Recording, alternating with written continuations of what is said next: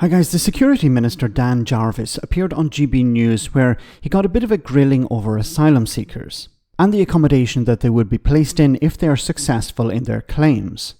The questions put to Dan were either deliberately designed to mislead the public or were written by somebody who has no idea of how the asylum system actually works. Tom Harwood, the host, asked if asylum seekers who are successful would be placed in council houses, and the minister sort of confirmed that they would. But this is normal procedure, which perhaps comes as a bit of a shock to the quote-unquote journalist at GB News. Have a listen. The consequence of 8,000 illegal migrants coming across since your government came into office, because these migrants have to go somewhere while the processing takes place. Now, first of all, they're not illegal, and they're not migrants. They're asylum seekers. This is important, and we'll get to why it's important in a moment. Close down the Bibby Stockholm barge. You're announcing you're closing down RAF Scampton. You want to close down the hotels as well. If migrants can't go on barges, they can't go in disused RAF bases, and they can't go in hotels, where are these people going to go?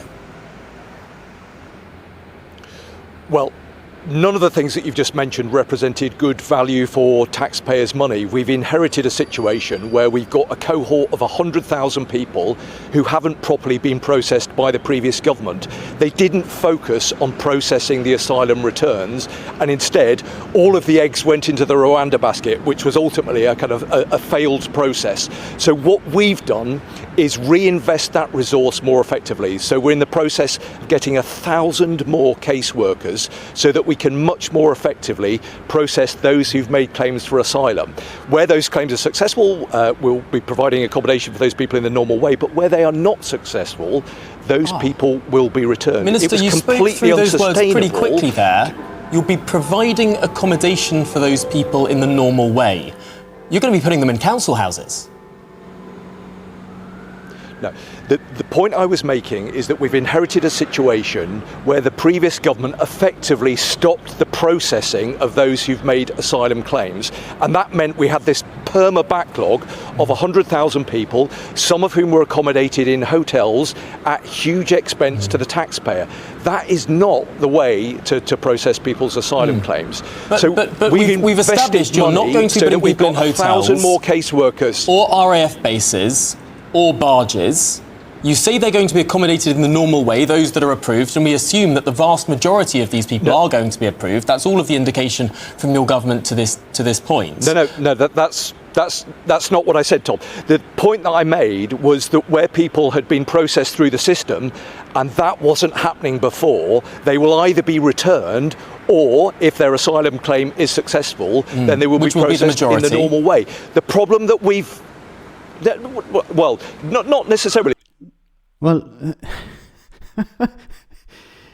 under the Tories it was 70%. Now, unfortunately, under the Tories, they were not actually processing claims, so people were stuck in hotels. See, this is the problem with the right-wing media. They'll complain about people in hotels. So now that the new government is moving people out of hotels, they're complaining again. They're complaining about people being put in disused Air Force bases. So the new government is not doing that, and they're still complaining. But we're not talking about asylum seekers here. We're talking about people who have been successful in their claim. They move on to refugee status. Where would Tom put these people? Because they can't stay in hotels. They can't stay in Air Force bases for one reason because of the cost, but the other is because they're no longer asylum seekers. They've moved on to a new status. So where should they go? The normal procedure is for them to be provided accommodation in the area. And who is responsible for providing accommodation? The council. So these people have not been allowed to work while they were processing their claim. Remember, this is something that people like Tom here support, the idea of not allowing asylum seekers to work unless he's changed his tune. But generally on the right, they don't want asylum seekers working because they're stealing British jobs. So you don't want asylum seekers to work, so they can't actually build up savings, they can't buy a house, they can't do any of these things. They're stuck in hotels. Now that they have their claim processed, and if they are successful, if they're not, they'll generally be deported. But if they're successful, where are they supposed to go? Does Tom and GB News and Reform UK and others want them to stay in hotels? Well, you've been complaining about people staying in hotels. So obviously they have to go somewhere. But once the other authority, you throw them out on the street, they become homeless.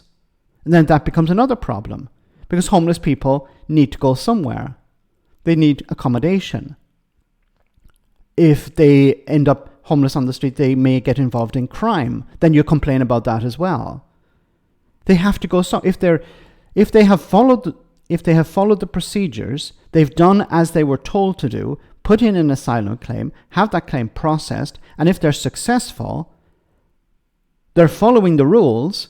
They're expecting the government to follow the rules too, and the government has to provide them with accommodation. That's the normal procedure. Perhaps that's difficult for people like Tom here. Perhaps that's difficult for Reform UK. Perhaps that's difficult for the right wing. You're asking people to follow the rules. They're following the rules, and they're expecting the government to uphold their side of the bargain. But you don't want the government to do that for some reason. Let me know in the comment section, guys, what you think. As always, your comments are greatly appreciated. Thanks a lot.